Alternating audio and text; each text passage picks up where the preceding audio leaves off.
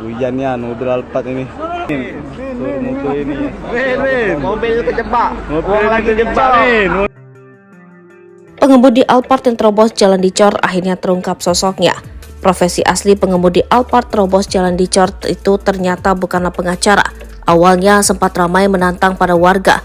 Pengemudi Alphard tersebut tak jadi mengganti 8 juta rupiah. Tak jadi ganti 8 juta rupiah, mereka malah mendapat kerugian sampai mencapai 13 juta rupiah.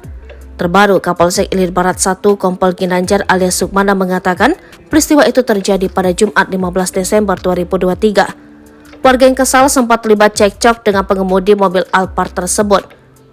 Akhirnya mobil itu kerubuti warga sehingga terjadi cekcok, kata Ginanjar. Keributan itu kemudian membuat pengemudi Alphard beserta mobilnya dibawa ke Polsek untuk mediasi. Kasus itu berakhir damai setelah pengemudi tersebut membayar biaya ganti rugi. Pihak pengemudi akhirnya mengganti 13 juta rupiah ke pemborong, ujar dia. Pengemudi Alphard itu, kata Ginanjar, mulanya hendak pulang ke rumah dan melintasi lokasi kejadian. Mereka mengaku tidak mengetahui bahwa kondisi jalan tersebut sedang diperbaiki. Kalau keterangan, suami istri di mobil itu tidak tahu kalau jalan dicor, sehingga mereka lewat di sana, ujarnya.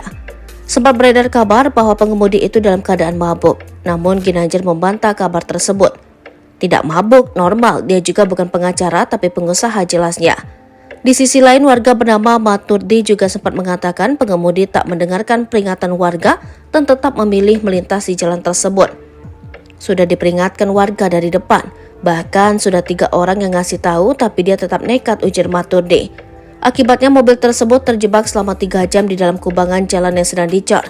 Jalan yang baru dicor pun terkikis. Maturdi mengatakan sopir Alphard tersebut mengaku warga di perumahan Grand Mutiara residen.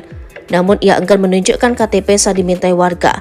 Pengemudi malah marah kepada warga sekitar. Warga pun seketika menjadi kesal. Semua warga kesal karena malah dia yang marah-marah, katanya warga sini, tapi pas diminta KTP dia tidak mau menunjukkan, ungkap Maturdi. Saat keluar dari dalam mobil juga tercium aroma minuman alkohol dari mulut pria tersebut.